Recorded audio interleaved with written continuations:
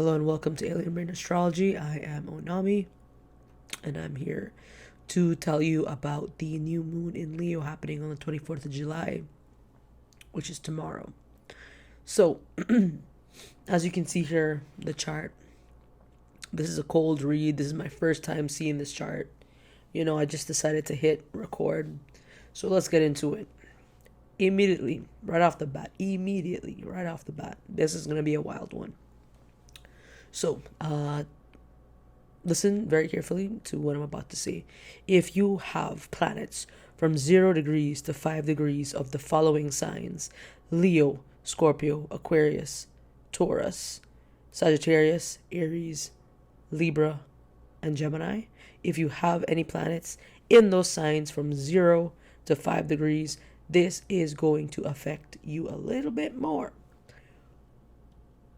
The people that are going to be the most affected are, of course, the Leos, but then also Scorpio, Aquarius, and Taurus. Those are the ones that are going to be the most affected. You're going to have a more positive effect for Sagittarius and Aries, and for Libra and Gemini. Okay, and this is from 0 degrees to 5 degrees. Okay, so keep that in mind. You're going to feel these a little bit more, and that's if you have planets or angles in those degrees, in those signs. Now, right off the bat, we got the sun and the moon in Leo. We got Mercury in Leo, retrograde Lord. We have Mars in Virgo. Mars in Virgo, man, Lord. We have Saturn and Neptune, both retrograde, conjuncting in Aries. We got Uranus just making its way into Gemini. We got Gemini Venus, which is always fun, and it could be chaotic. And then we have Jupiter exalted in Cancer. We love to see it. I love to see it. That's really good. And then Pluto retrograde in Aquarius. Okay, Pluto retrograde in Aquarius. Now, right off the bat, this new moon, okay, is directly opposite Pluto in Aquarius. Lord have mercy. Okay, this is going to be an intense one. Pluto has the ability to really intensify situations, bring things up from the dark that we don't want to talk about, we don't want to deal with. And so on the day of the new moon in Leo, wherever Leo is in your chart is going to tell you about the themes that you're going to be encountering. Okay, and wherever Aquarius is in your chart, that is going to be the source of this intensity. Okay, so you are going to be challenged on this new moon. I'm not going to be like I'm not going to be surprised if it's an intense day. Okay, especially if you have placements in those signs and degrees, as I mentioned earlier. Now, what's really important for us to look at is the fact that we got Mercury retrograde, we got Saturn retrograde. These are all dealing with things from the past, okay? So that can be a good thing, actually. If there was a relationship you wanted to revisit, if, be careful with that. If there was a job that you had applied to and for whatever reason didn't get it, and now that conversation might come back up, right? That opportunity might come back up, okay? If for someone that has Saturn placed in a powerful position, if you have natally, you have Saturn retrograde in your chart, this is a great time for you. If you have Mercury retrograde in your natal chart, this is a great time for you. Okay, but just be aware that on the 24th of July at around 3:40 p.m. Eastern Standard Time, this is when this new moon is going to peak. And this new moon is opposite Pluto. And when Pluto gets involved, especially when we talk about Pluto is a planet of power, and so is the sun. The sun is a planet of power. And so when these two are in conversation with each other, okay, there's a very good chance that when they clash like this, when they're opposing each other, that is a challenge. Okay, that's like hand-to-hand combat. Okay, beat down. There's gonna be a beat down.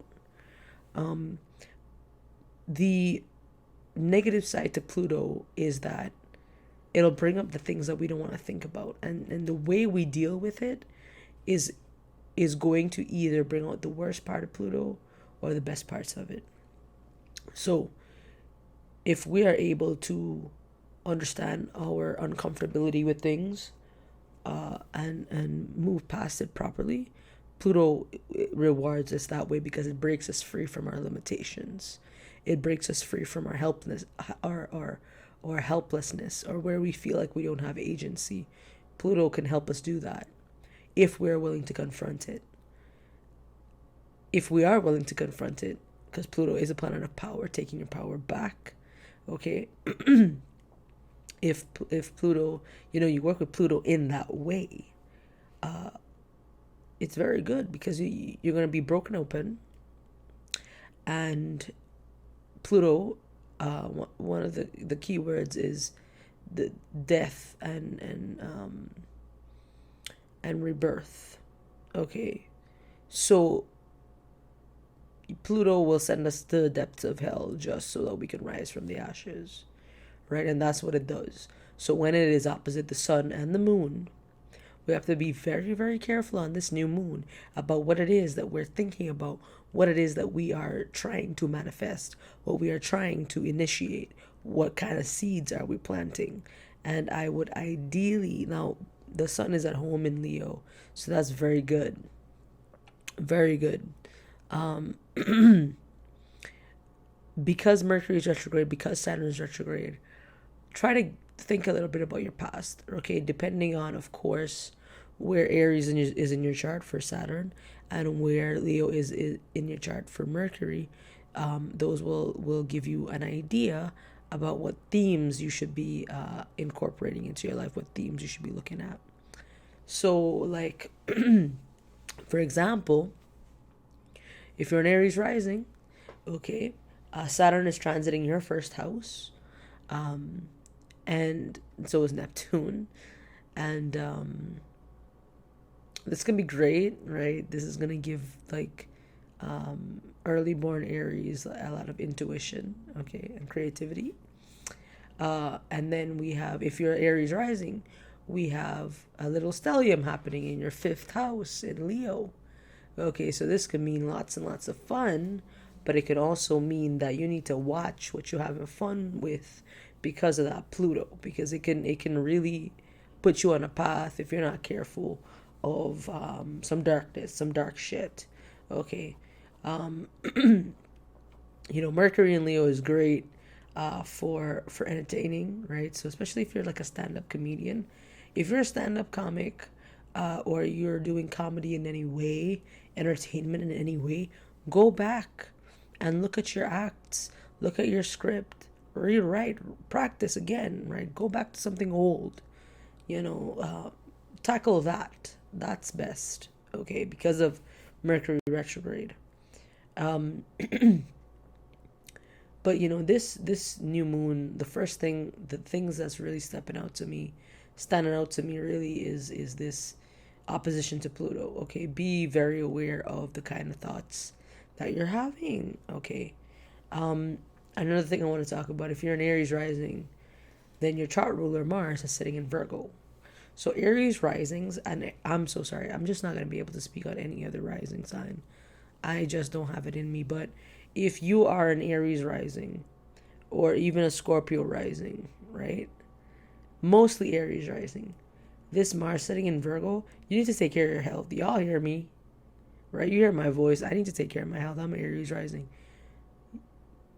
Mars in the 6th house is going to increase the activity, like your everyday activity. Okay, you need to take care of your health. You need to have a routine. Your routine's gonna be busy. You're gonna be hella busy. Okay, not only is it summer, honey, Mars is in your 6th house of everyday routine, your health, enemies in the workplace, your actual workplace. Just debt, like DEBT debt. Shit that nobody wants to goddamn deal with. Your chart ruler is up in there, so that means that you have to really focus on that. Okay, that's where influence is really going to be pointing towards, right? If you're an Aries rising, though, the sun, the moon, and Mercury are sitting up in your 5th house, so it's a good time to have fun, but you got to be careful with your health, okay? And try not to do things for the plot, because we got We got Pluto there looking at you, making sure you ain't just doing shit for the plot. Because, listen, I've seen Pluto work. Do not let it ruin your summer, honey. Okay, this new moon is going to be either a great time or a terrible time, depending on how you use it. So get comfortable with your discomfort, face it head on. Understand that the intensity of your emotional reactions and the intensity of how you're feeling right now, that will pass. But definitely try to question why it is that you're feeling. Why is it coming up right now? Okay, and then the thing about the new moon is that you start to plant the seeds when the moon moves into the second or third sign, or the second, like Virgo or Libra. That's when you should start taking action. So when the moon moves into Virgo or Libra, that's when you should start taking action towards the seeds that you want to plant. Okay, the things that you want to do. And so for Aries risings, this is your education, your creativity, right? Whether you have children, working with children, your self-expression, if you're an entertainer, your entertainment, anything that's fun, your hobbies, but most importantly, your creativity. That is where it's being lit up right now. So Aries risings are probably having the time of their life, but because with that retrograde, you got to be careful not to have a foot in mouth moment, because you might have lots. Okay, especially if you want to be a goddamn comedian. So the best remedy for this is to go back into the past, pull something out, a script or whatever, and check that out or work with that. All right.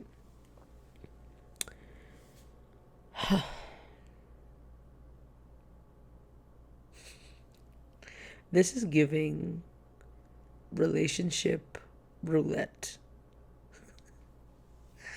This Leo season is giving relationship roulette. Good God. Venus and Gemini. We got Uranus and Gemini. Oh my God.